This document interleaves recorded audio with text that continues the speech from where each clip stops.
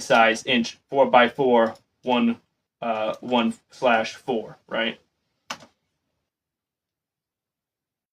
That's just the standard, okay? That's just the standard, and we can actually just take the gauge of that number. I lost my page. See, I hate using an FPA link like this, man. I can't show you anything. So we know that that's just the standard 4x4. 4 times 1/4. It's just the standard that the code book goes off of. A 4x4 metal box that is a 1/4 inch deep, no devices, no internal clamps, no equipment, ground, and conductors. And we know it's 12 gauge. We're going to go by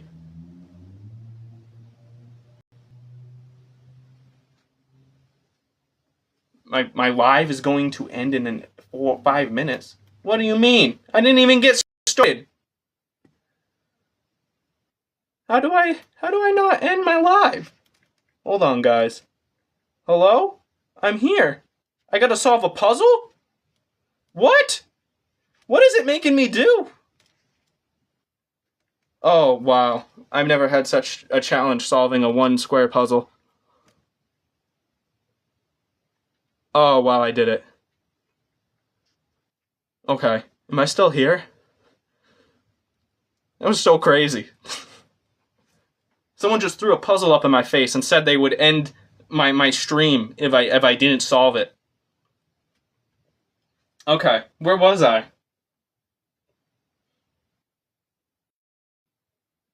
I forgot what I was talking about. I forgot where we were in this question because of that. Alright, hold on. Give me a second, guys. Let me figure out where I was here.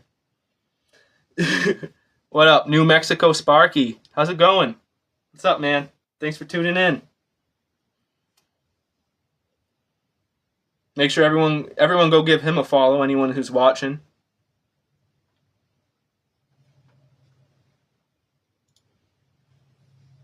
Alright, so we got Brain Buster number 2. If you're just joining in, we're going through some Brain Buster challenges, code question challenges, 2026 NEC. Took every question of the week I did from NECChat.com, and I turned it into a packet on my website, joshthesparky.com/brain-busters. You can go scroll through and solve some questions yourself. There's an answer key as well you can download. You can even download the site as a PDF, so you can do it on paper if you prefer that. And then you can have like a whole stack of like knowledge. Like, look at all this. I did all this, you know? But we're going through the Brain Busters. We solved Brain Buster 1 with the help of Paul Abernathy, who tuned in from the Electrical Code Academy. That was a big help. Next, we're on Brain Buster number 2. And we are solving this question that's asking how many number 12 gauge THHN conductors are permitted in a 4x4 inch metal box that is a 1/4 inch deep, an 1.25 inch deep, with no devices, no internal clamps, and no equipment, ground, and conductors. And we got our answers: 8 for number A, or number 8 for number A. We got 8 for answer A. We got 9 for answer D, or 9 for answer B, 10 for answer C, and 11 for answer D. So we got our article from chapter 3.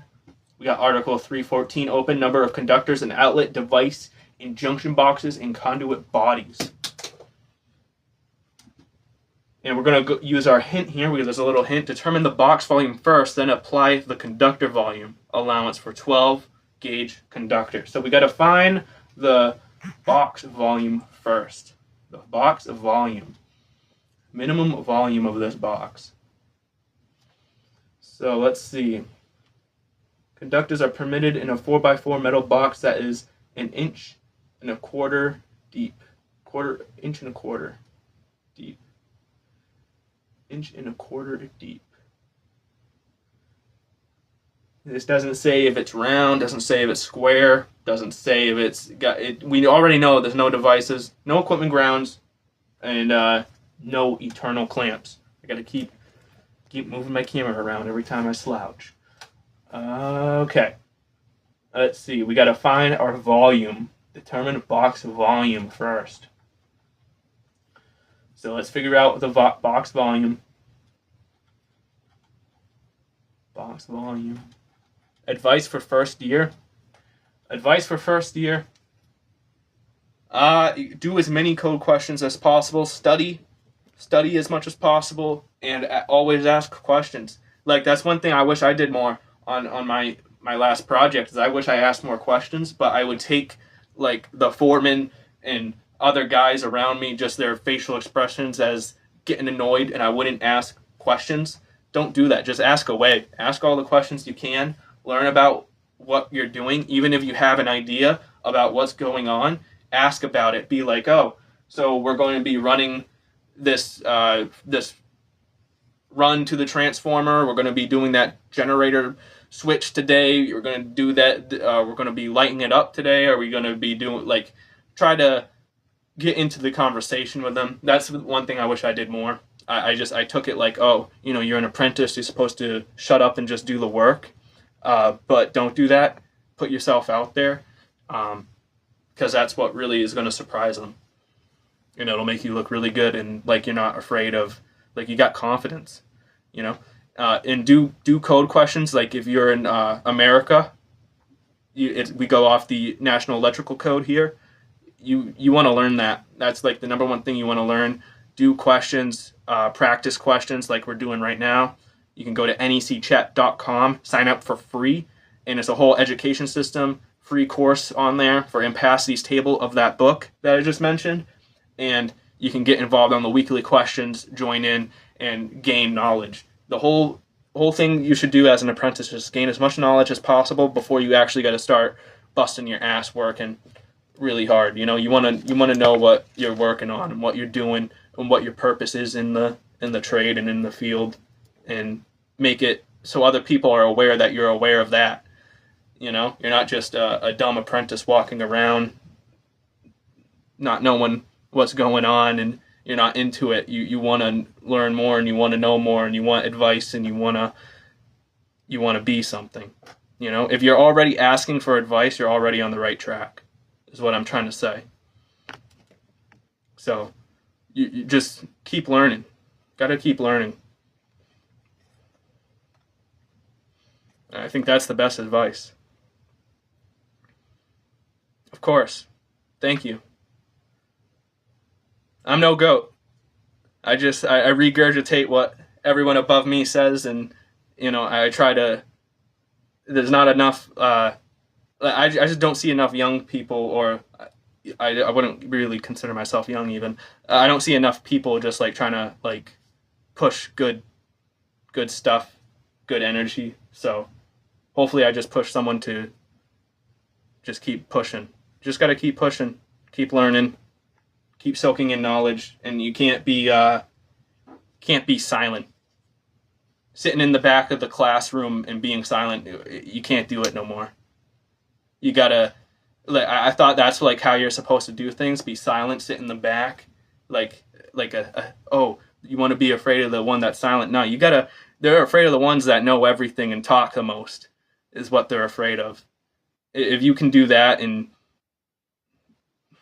if you can be with it on the job as you're learning, and be like, yeah, I just learned this last night, and now I'm learning this on the job, and you're able to talk to the guys with it, and the foreman looks impressed that you know what you're talking about, you'll be in the right place.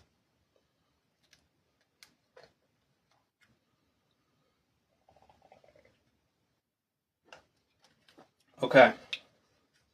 We got to figure out this metal box question. So, where was I? 314.16. And we got our determine the box volume first, then apply conductor volume. Man, it's really throwing me off that, like, it's just 4x4 inch metal box. Like, what do I do with that? I don't see no 4 inch by 4 inch metal box on this table.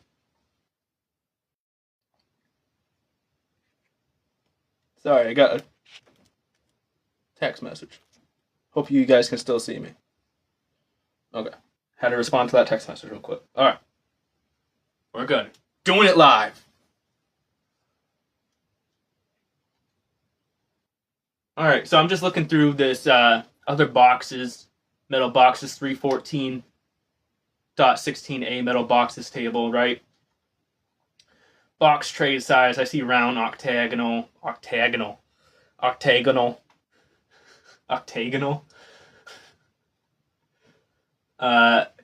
We got square, device.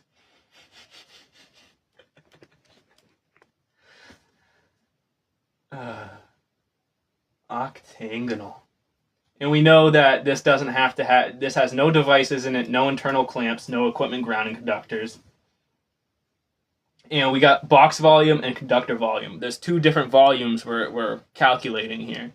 So I'm going to go to our 12, and we got how many can fit in a 4x4 box that is 1.25 inches deep. So we know 12, the size of the conductor.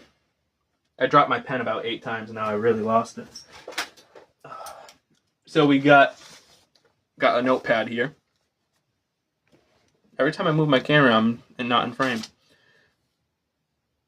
Gonna go ahead and we're gonna write down, we got 12 AWG. This is from table 314.16B4, volume allowance required by conductor. Now this isn't asking conductor volume. Well, it is, because it says how many 12 American wire gauge THH conductors are permitted in a 4x4 metal box that is 1.25 inches deep, with no devices, no internal clamps, no equipment grounding. How many can I fit in that 4x4 inch metal box that is 1.25 inches deep? So we got size of conductor 12, and we know the inch for that, the little 3 is 2 point. I once again wish I could highlight it and show you guys on page. I'm going to highlight it for myself so I can see 2.25. All right. Great. So, going to take our 2.25, and now we're going to scroll up to our scroll up back to our table. I'm just looking around, looking here.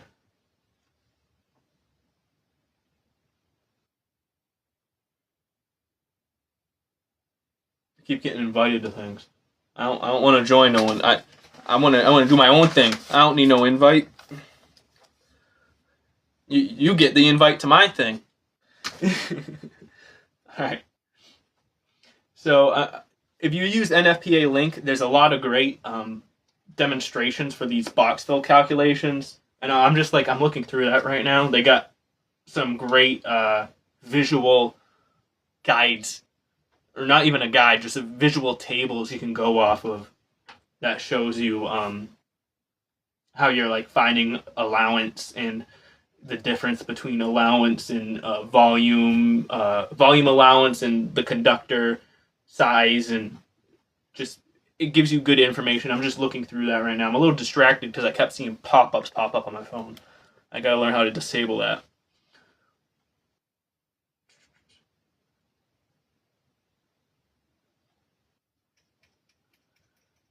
Okay. So we're gonna go up to this table now, and I'm gonna go take my calculator, and we're gonna see what would fit. We got to use our questions as well to decipher this question, or our question answers to decipher the question. We got 8, 9, 10, and 11 for A, B, C, and D. And we know that for 12 gauge, it's 2.25 is the volume.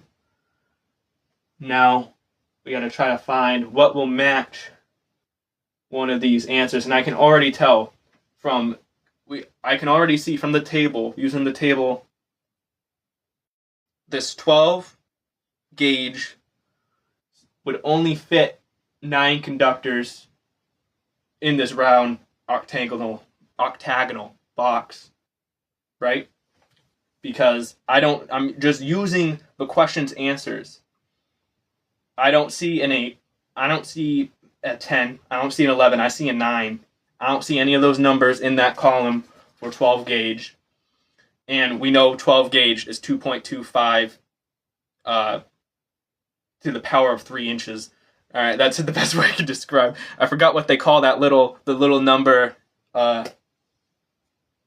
little numbers on the NEC. It's not coming to me. I had it the other day and I forgot because it was like such a tidbit of information that's useful for you to know. But that shows you how much you gotta learn and just keep this. This code book is gonna become your life because I make it mine. Like I know the whole reason I can't get these questions as like that is because I spent too much time developing my website over the weekend and I didn't put as much time as I wanted to into this code book because I wanted to do prep work for this prep work I'm doing on stream, and I didn't have time to do it because I was trying to push out some stuff on my website. But that just, you got to find a balance in this electrical trade. Probably one of the most balanced. You got to have a really balanced life to be good in it. And that's what a lot of these teachers, like Paul Abernathy, who came in here, he has a great balance of life because he can do what he can do and push out what he can push out and still retain knowledge.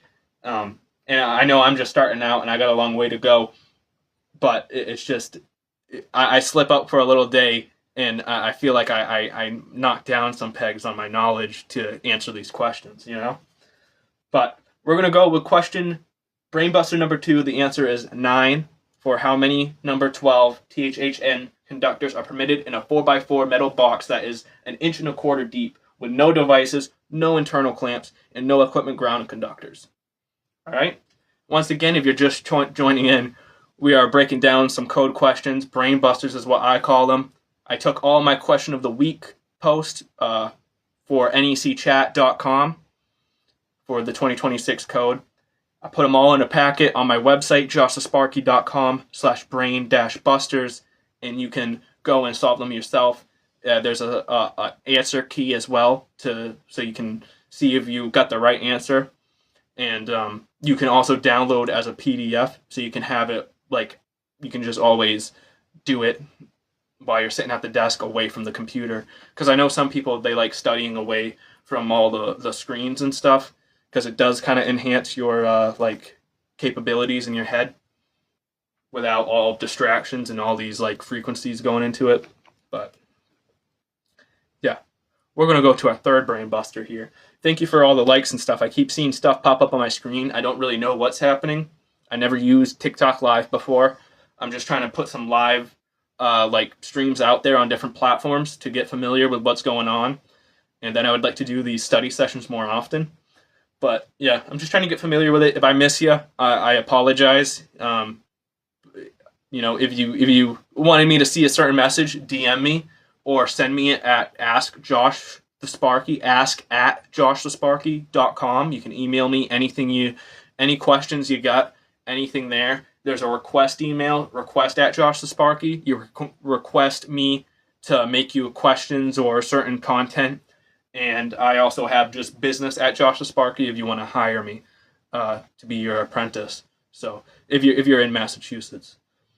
But anyways, we're going to go to Brain Buster number 3. And I think this will be a little bit easier. Hopefully these start getting easier because I'm going to be here all day, which isn't that bad, but I got other things to do. So we're going to go Brain Buster number 3. According to the NEC, what is the maximum trade size permitted for intermediate metal conduit, also known as IMC? What is the maximum trade size permitted for intermediate metal conduit, IMC? All right, we got A, trade size 4, B, trade size 5, C, trade size 6, and D, trade size 8.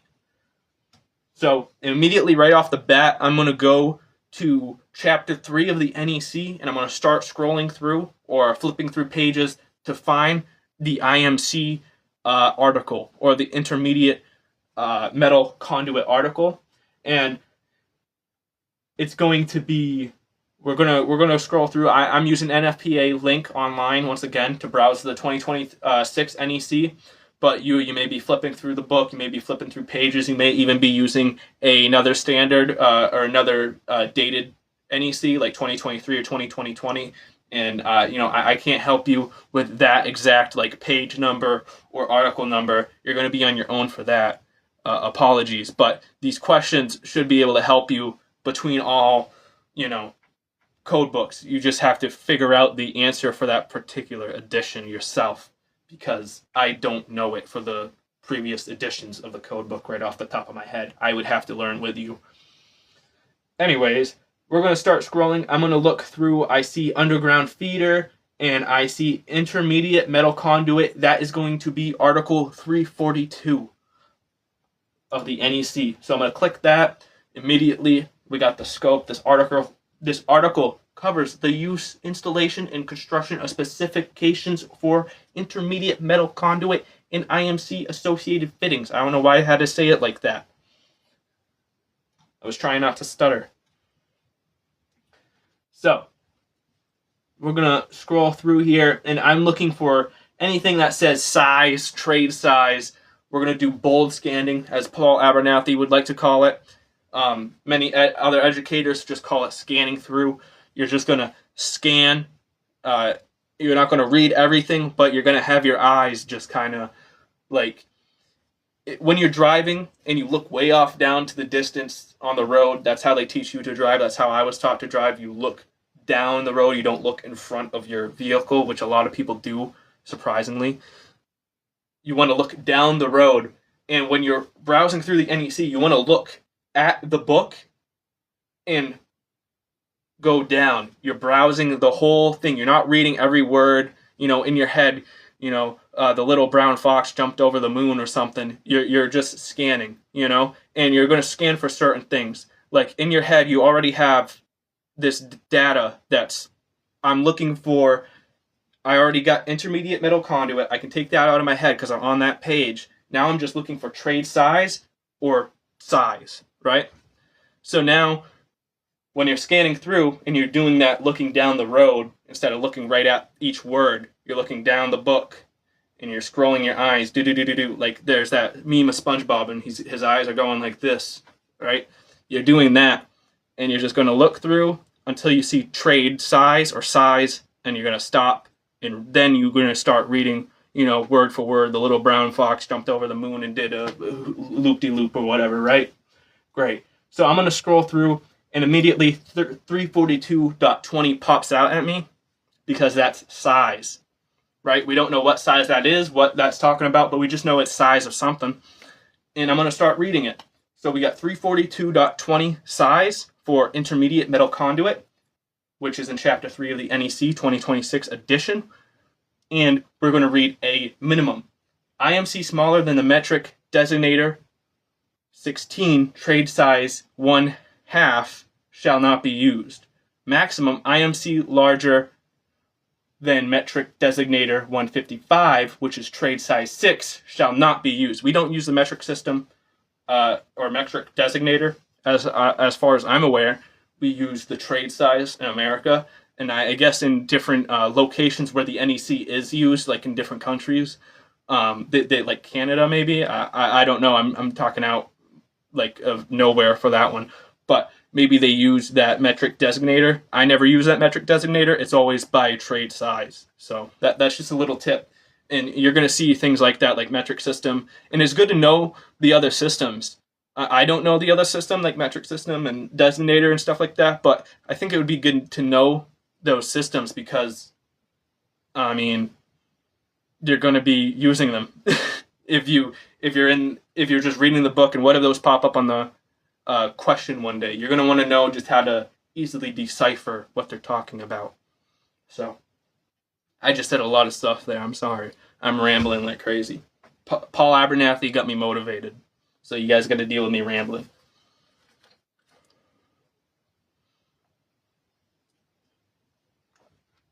All right. So I'm going to go with trade size 6 because that's the maximum trade size. That's what we just read. Probably the easiest question on this packet.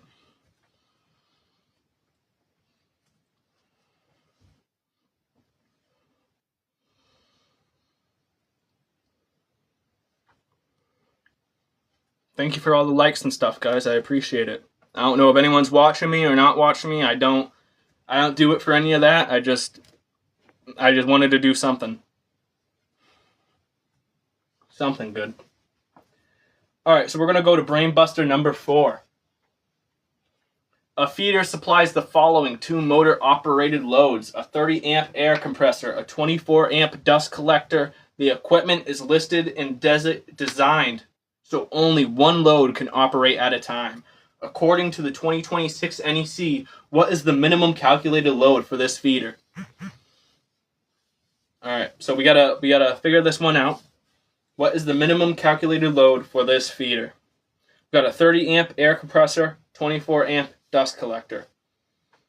We got our questions: A, 30 amp, B, 37.5 amp, C, 54 amps, and D, 67.5 amps.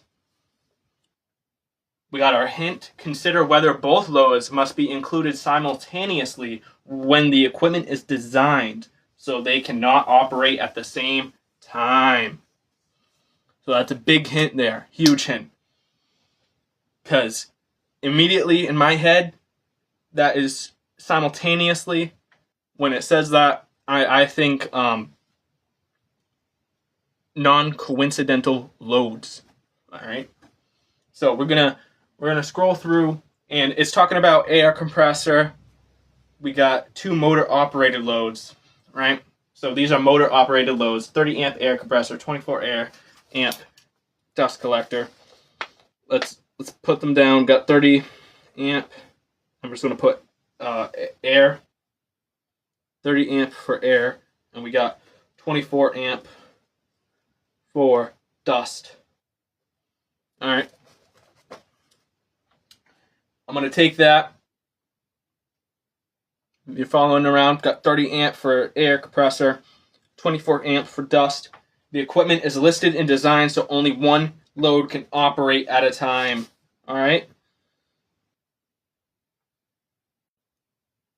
So, one at a time, and consider whether both must be included simultaneously when the equipment is designed so they cannot operate at the same time.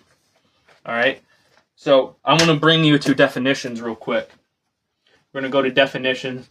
We're going to go to Article 100, and I'm going to go to the N section of Article 100, and non-coincidental, probably not going to find it, am I? Non-linear, where was it? Looking through, once again, using NFPA link. Not my favorite way to learn, but I can't. I thought I was on somewhere with that, but I guess I'm not. I thought there was a non-coincidental load section on here, but there's not. Let me just check loads. Loads L. LMNOP. Loads. Linear. Lighting. Load management. Yep, okay. We got nothing there. Alright, nothing there. So I'm going to immediately go into... We got air compressor. We got 2 motors. Go into... Gotta find motors again. Article 430. Chapter 4. And we're going to open up motors. Alright.